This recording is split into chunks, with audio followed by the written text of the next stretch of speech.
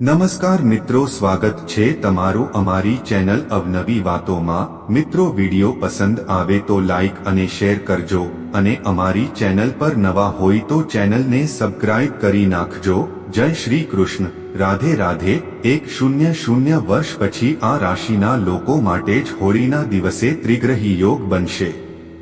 25 માર્ચે ચંદ્રગ્રહણ સવારે 10:23 કલાકે શરૂ થશે અને બપોરે 3:02 કલાક સુધી ચાલશે। આ વર્ષે 25 માર્ચ 2024ના રોજ હોળી અને વર્ષનું પ્રથમ ચંદ્રગ્રહણ એક જ દિવસે છે। આ પેનમ્બ્રલ ચંદ્રગ્રહણ કન્યા રાશિમાં થઈ રહ્યું છે।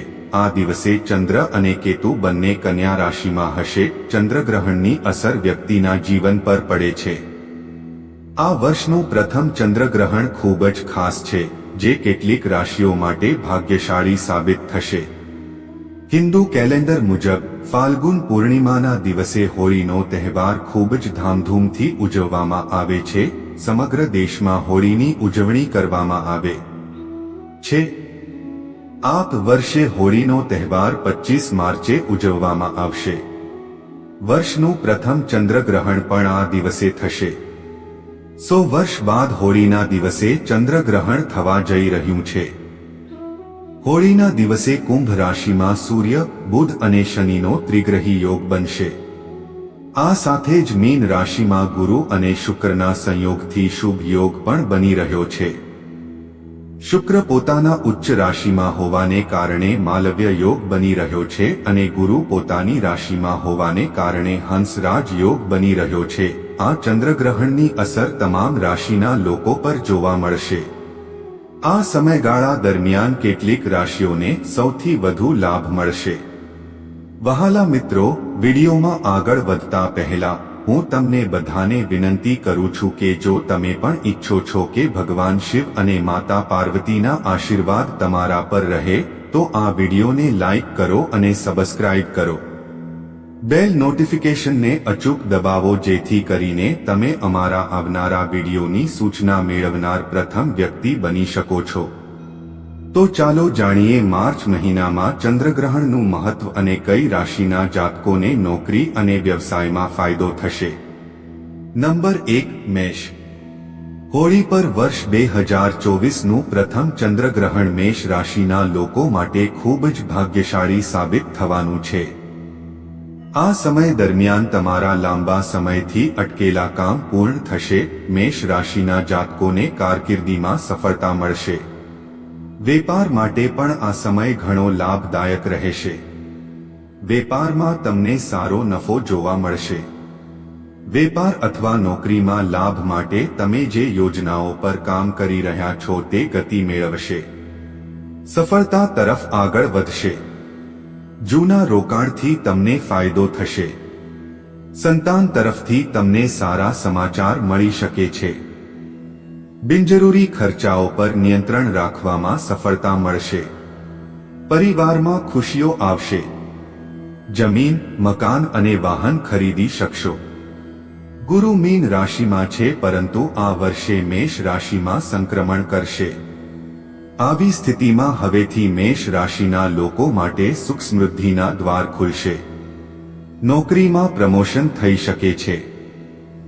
વેપારમાં પણ પ્રગતિ થશે। તો ચાલો હવે આગળની રાશિ તરફ આગળ વધીએ જે વૃષભ છે અને ચાલો જાણીએ કે આ રાશિવાળાને ચંદ્રગ્રહણથી કેટલો ફાયદો થશે। નંબર 2, વૃષભ ત્રિગ્રહી વાળા લોકો માટે સારા દિવસોની શરૂઆત થાય છે। વૃષભ રાશિમાં યોગ છે કારણ કે આ યોગ તમારી સંક્રમણ કુંડળીના બીજા ભાવમાં બની રહ્યો છે। ત્રીજું ઘર કર્મનું સ્થાન માનવામાં આવે છે। તેથી આ સમયે તમારે કામ અને વ્યવસાયની ચિંતા કરવી જોઈએ। તમને સારા સમાચાર મળી શકે છે। સાથે જ તમારી બિઝનેસ સંબંધિત યોજનાઓ સફળ થશે। નોકરી કરતા લોકોને તેમના કાર્યસ્થળ પર નવી પ્રમોશન મળી શકે છે। આ સમયે નોકરિયાત લોકોને તે મળી શકે છે। ઉપરાંત જુનિયર અને સિનિયર સારી રીતે મળી શકે છે। આ સમયે તમને તમારા પિતાનો સહયોગ મળશે। વૃષભ રાશિના લોકો પર ચંદ્રગ્રહણની શુભ અસર પડશે. ઘરમાં સુખ શાંતિનું વાતાવરણ રહેશે. પરીક્ષાની તૈયારી કરી રહેલા વિદ્યાર્થીઓને સારા સમાચાર મળશે. કામના સંબંધમાં વિદેશ પ્રવાસ પણ સફળ થશે. રોજગારની નવી તકો મળશે. કારકિર્દીમાં ઉન્નતિની તક મળશે અને બેંક બેલેન્સ પણ વધશે. તો આ હતી વૃષભ રાશિ વિશે માહિતી. તો ચાલો આગળની રાશિ તરફ આગળ વધીએ જે મિથુન છે. નંબર 3 મિથુન. મિથુન રાશિના લોકો માટે ત્રિગ્રહી યોગ શુભ સાબિત થઈ શકે છે. કારણ કે આ યોગ તમારી રાશિના ભાગ્ય સ્થાન પર બનવા જઈ રહ્યો છે. તેથી આ સમયે ભાગ્ય તમારી તરફેણ કરી શકે છે. તમે નવું વાહન અને મિલકત પણ ખરીદી શકો છો. ત્યાં તમને તમારા અટકેલા કામમાં સફળતા મળી શકે છે. આ ગ્રહ પરિવર્તનને કારણે તમારા ઘરમાં કેટલાક શુભ કાર્ય પૂર્ણ થઈ શકે છે. કાર્યસ્થળ પર સકારાત્મક પરિણામ જોવા મળશે. આર્થિક સ્થિતિ મજબૂત રહેશે.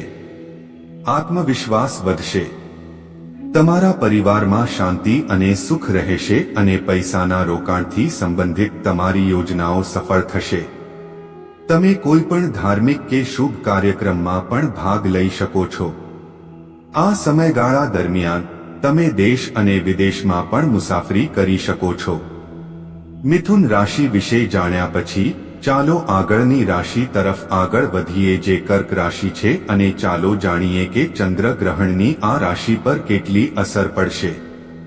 અંક 4 કર્ક રાશિના લોકો માટે આ ચંદ્ર ગ્રહ ખૂબ જ ફાયદાકારક રહેશે.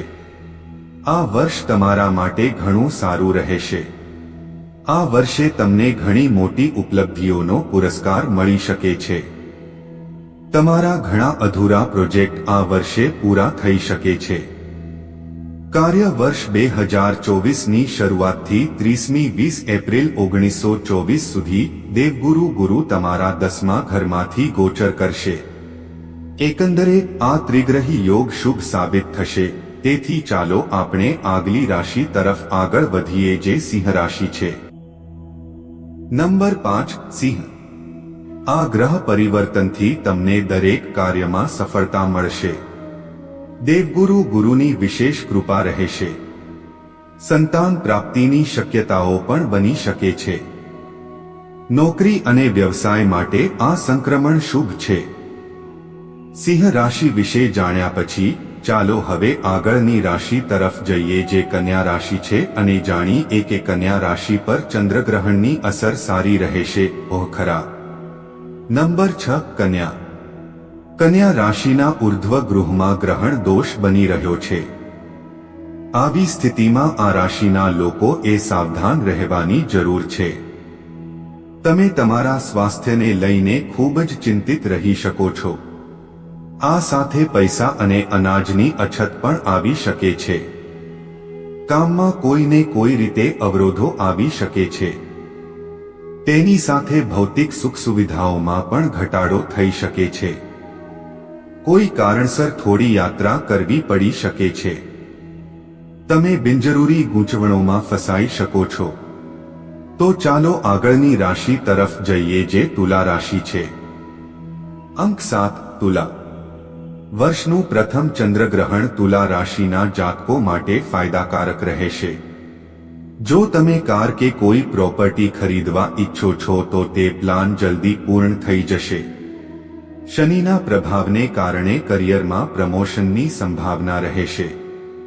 સમાજમાં માન પ્રતિષ્ઠા વધશે.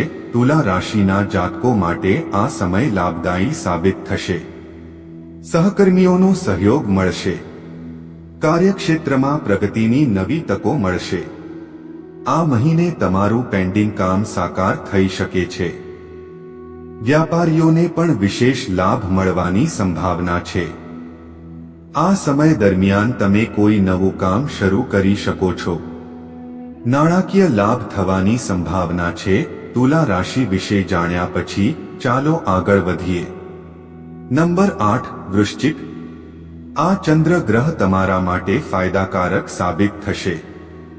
વર્ષ 2024માં વૃશ્ચિક રાશિના લોકો માટે સમય સાનુકૂળ રહેવાનો છે. વર્ષની શરૂઆતમાં બીજા ભાવમાં સૂર્ય અને મંગળનો સંયોગ, સ્વરાશિમાં છઠ્ઠા અને સાતમા ઘરમાં બુધ અને શુક્રની સ્થિતિ, રાહુ એકાદશીમાં પાંચમા ઘરમાં ગુરુની સ્થિતિ, કેતુની સ્થિતિ રહેશે. આ વર્ષ તમને સફળતા લાવશે. આ વર્ષે તમને ઘણી તકો પણ મળશે. સપ્ટેમ્બર મહિનામાં તમને અચાનક આર્થિક લાભ થશે. વૃશ્ચિક રાશિના લોકો વિશે જાણ્યા પછી ચાલો હવે આગળની રાશિ તરફ જઈએ, જે છે ધનુ રાશિ. નંબર 9 ધન રાશિ. તમારા માટે આ ગ્રહ પરિવર્તન કાર્યસ્થળ પર પ્રમોશનની સાથે નવી જવાબદારીઓ લાવશે. માન સન્માનમાં વધારો થશે. વેપારમાં કંઈક નવું કરી શકશો. જો કે તમારે તમારા સ્વાસ્થ્યનું ધ્યાન રાખવું પડશે. બસ આટલું જ ધનુ રાશિના લોકો વિશે છે. હવે આગળની રાશિ તરફ જઈએ, જે છે મકર રાશિ. નંબર 10 મકર. ત્રિગ્રહી યોગ મકર રાશિના લોકો માટે ફાયદાકારક સાબિત થઈ શકે છે.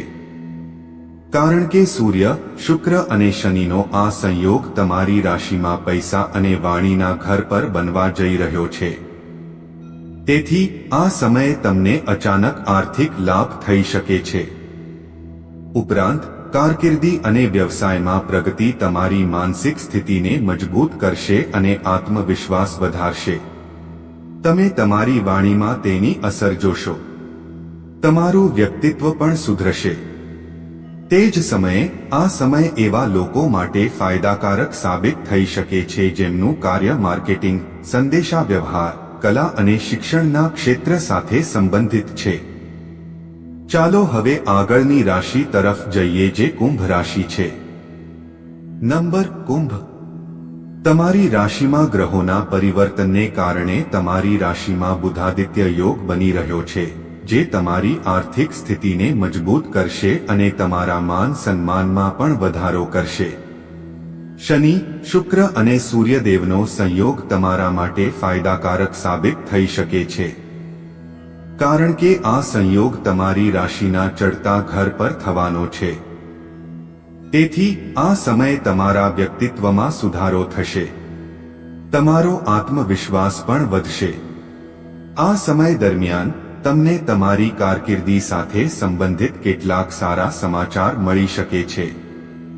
ઉપરાંત ભાગીદારીમાં વ્યવસાય શરૂ કરનારા લોકો માટે આ સારો સમય છે. તમારી સંપત્તિમાં વધારો થશે. જેઓ પરિણીત છે તેમના માટે આ સમય અદ્ભુત સાબિત થઈ શકે છે.